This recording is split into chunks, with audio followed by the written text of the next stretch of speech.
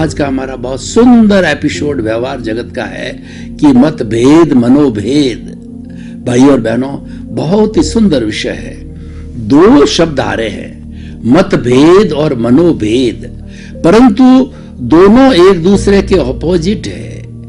एक अगर हो तो कोई बुराई नहीं है, जैसे कि मतभेद होना कोई बुराई नहीं है, लेकिन मनोभेद होना बहुत बुराई है। इससे हमारा विकास रुकता है। तो कभी भी मनुष्य को मनोभेद नहीं रखना चाहिए। अब मतभेद क्या होता है? देखिए कि मुंडे मुंडे मतिर भिन्ना।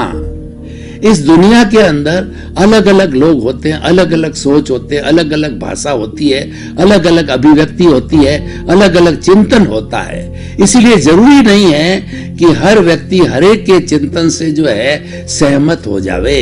और पत्रों में भी लिखा रहता है, टीवी पे भी लिखा रहता है कि हम जो आपको प्रस्तुत कर रहे हैं ये जरूरी नहीं है कि आप उनसे हमसे सहमत हो, क्योंकि वो अपने हिसाब से कोई भी आइडियोलॉजी, कोई भी विचारधारा, कोई भी चिंतन, कोई भी जो है अच्छी चीज को प्रदर्शित करते हैं। यही तो मेन बात है कि मनुष्य इस सृष्टि का सर्वश्रेष्ठ प्राणी है और वह चिंतनशील है।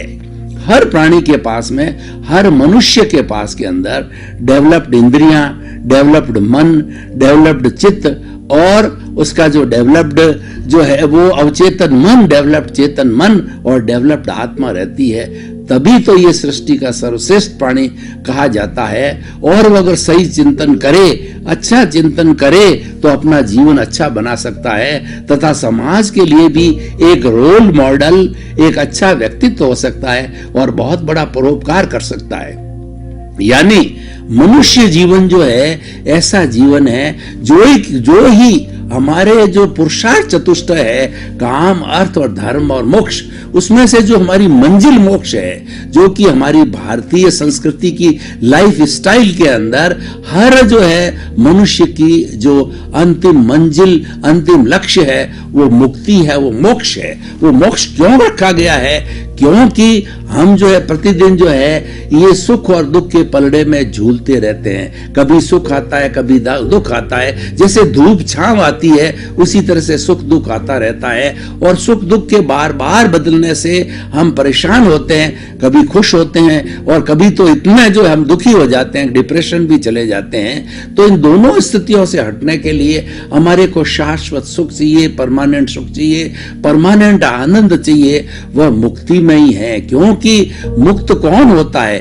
मुक्त आत्मा होती है। और हमारी जो आत्मा, कॉन्शियसनेस, हमारी जो सोल है वो अनंत ज्ञान वाली, जो मूल सोल की बात कर रहा हूं मैं, वो अनंत ज्ञान वाली है, अनंत दर्शन वाली, अनंत शक्ति वाली है और अनंत सुख का भंडार है।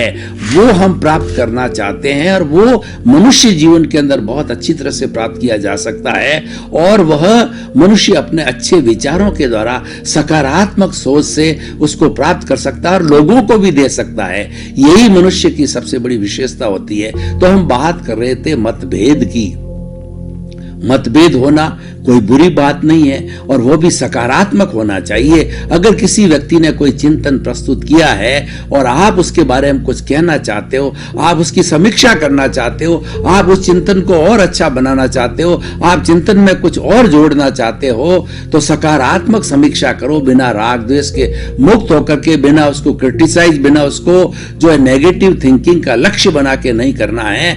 उदाहरण के लिए मैं आपको ये बताता हूं कि किसी व्यक्ति ने जो है एक, जैसे हमारा ही देख लीजिए, हमारा ये एपिसोड जो आपके सामने प्रस्तुत किया जा रहा है और आप चाहते हैं कि कुछ चीजें उसके अंदर जोड़ी जाए, जैसे कि आप हमें सजेस्ट करें कि कहानियां जोड़ें, मुहावरे जोड़िए, उदाहरण जोड़िए, इडियम्स जोड़िए, उससे व्यक्ति का है अलग अलग टेस्ट के व्यक्तियों को अच्छा अच्छा लगता है। तो ये प्रशंसनीय है, ये वंदनीय, स्तुत्य है आपका सुझाव और हम ये सुझाव हमारे पास आते रहते हैं। ये सकारात्मक समीक्षा है।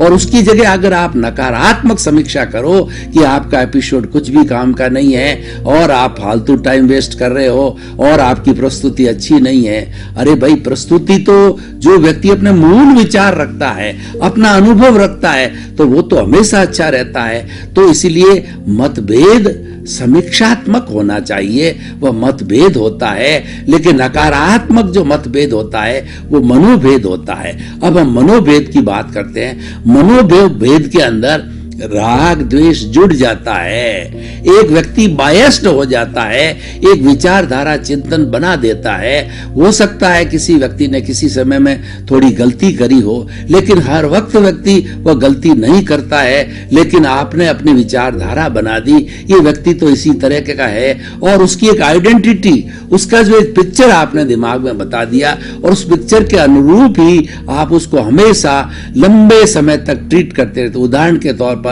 मान लीजिए किसी व्यक्ति ने किसी समय के अंदर चोरी कर दी, तो आपने क्या है, उस व्यक्ति को चोर करार कर दिया और हमेशा उसको चोर की दृष्टि से देखते हो, यानी उसको निर्दोष दृष्टि से नहीं देख सकते हो। उसके पूर्व जन्म का कर्मों का उदय था, उसका प्रारब्ध था, उसने पर्टिकुलर समय के अंदर कुछ उसकी मजबूरियां थी, कुछ कारण थे कि उसने चोरी कर ली, और उसने चोरी करने के बाद बहुत पश्चाताप किया, और पश्चाताप करके उसने प्रतिक्रमण किया और उसने शुद्धि कर दी। लेकिन आप तो हमेशा उसको चोर समझते हो, चोर के एंगल से ही बात करते हो, चोर के एंगल से ही लोगों के सामने प्रस्तुत करते हो। ये मनोभेद है। मतभेद और मनोभेद में ये होता है कि मतभेद जो है वो सकारात्मक समीक्षा होती है, उसके अंदर राग द्वेष नहीं जुड़ता है,